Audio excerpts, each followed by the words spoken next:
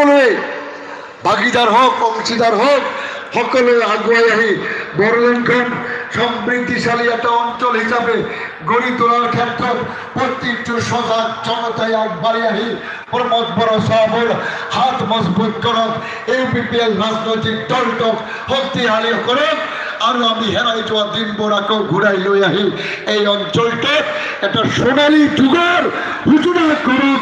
তেতিয়াহে হ'ব বড়োলেণ্ডৰ সজাগ জনতাৰ সজাগ কাম। মই আশা ৰাখিছোঁ আপোনালোকলৈ আগন্তুক দিন দীৰ্ঘমেয়াদী এটা সময় যাতে আমি প্ৰমোদ বড়োৰ হাতত বড়োলেণ্ড গঢ়ি এই অঞ্চলৰ সকলো জাতি জনগোষ্ঠীক এটা ৰাস্তাৰে আমি আগুৱাই লৈ যাব পাৰোঁ। এই আশা আকাংক্ষা ৰাখি আপোনালোকৰ বিনম্ৰ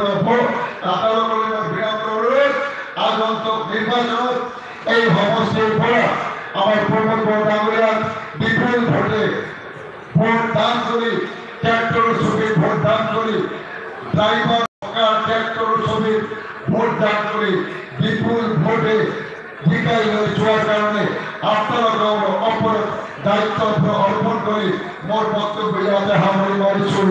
UPPL জিন্দাবাদ।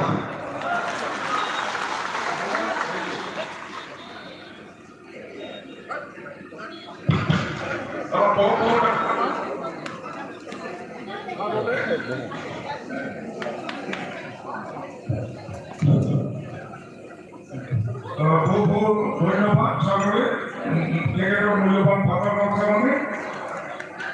এতিয়া আমাৰ আজিৰ এই সভাত আৰু এজন আমালৈ উপস্থিত হ'ব পাৰিছে, তেখেতে হ'ল আমাৰ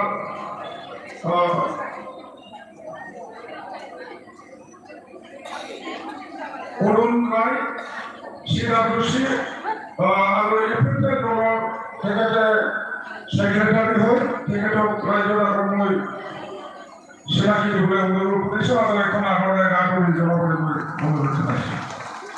ধন্যবাদ।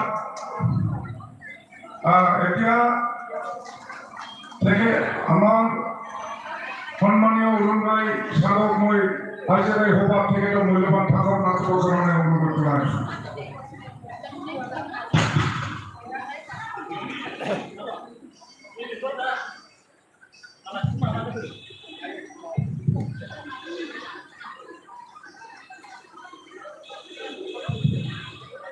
আজিৰ এই দতমা নিৰ্বাচনী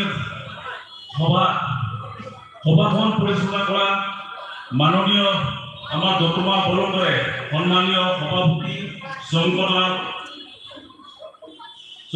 ব্ৰহ্ম ডাঙৰীয়া আৰু ইয়াতে উপস্থিত থকা আমাৰ অসমৰ কেবিনেট মিনিষ্টাৰ মাননীয় ঔকা ব্ৰহ্ম ডাঙৰীয়া, লগতে ইয়াতে উপস্থিত থকা আমাৰ UPPL দলৰে অন্যতম সদস্য বীৰখন মুছাই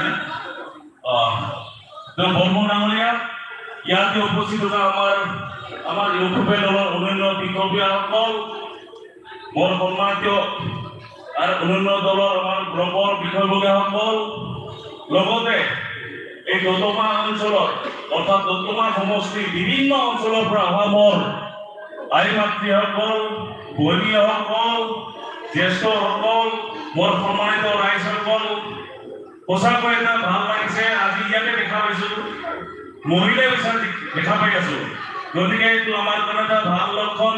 যি কি নহওক, ইতিমধ্যে অলপ আগতে আমাৰ এজন দলৰে উপসভাপতি আফজাল হক চৰকাৰ ডাঙৰীয়া আপোনালোকৰ আগত বহুত কথা কৈ শুনালে। তো হয়, নিৰ্বাচন আহিলে এটা উৎসৱৰ নিচিনা হয়, নহয় জানো? নিৰ্বাচন আহিলে এটা পূজা বা উৎসৱৰ নিচিনা হয়, কাৰণ নিৰ্বাচনৰ সময়ত আমাৰ ইয়াত হয়তো বিভিন্ন ৰাজনীতি দলে আহিব, কংগ্ৰেছও আহিব, হয়তো নেশ্যনেল পাৰ্টি BJPও আহিব আৰু অন্যান্য ৰিজনেল পাৰ্টিবিলাকো আহিব। কিন্তু আমাৰ এই বেটিয়াৰ অঞ্চলত ক'বলৈ গ'লে এইখন অঞ্চলত আজি বিভিন্ন জনগোষ্ঠীৰ মানুহ বাস কৰোঁ। ইয়াতে 26টা জনগোষ্ঠীৰ মানুহ বাস কৰোঁ। এই 26টা জনগোষ্ঠী আজি যিদৰে প্ৰমোদ বড়োৰ নেতৃত্ব লোৱাৰ পিছত যি এটা শান্তিৰ পৰিৱেশ আহিছে, যি আমাক ইয়াত বিটিয়াৰ অঞ্চলত বিভিন্ন জনগোষ্ঠীৰ মাজত এটা ভাতৃত্বভাৱ যি একতা আনিব পাৰিছে সঁচাকৈ আমাৰ কাৰণে বহুত লক্ষ্য, বহুত ভাল হৈছে। গতিকে আপোনালোকে ইয়াৰ আগতে দেখিবলৈ পাইছে যে প্ৰমোদ বড়োৰ নেতৃত্ব নোলোৱাৰ আগতে এইখন অঞ্চলত কেনেকুৱা আছিল, আপোনালোকে নিজে উপলব্ধি কৰিব পাৰিব।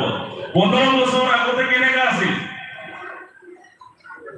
15 বছৰ আগতে কেনেকুৱা আছিল বা 14 বছৰ আগতে কেনেকুৱা আছিল, আপোনালোকে নিশ্চয় জানে যে এইখন অঞ্চলত যিদৰে এটা পৰিৱেশ, এটা আতংকৰ পৰিৱেশৰ মাজত আমাৰ ইয়াৰ বিটিয়াৰ অঞ্চলৰ মানুহখিনি মানে চলিব লগা হৈছিল।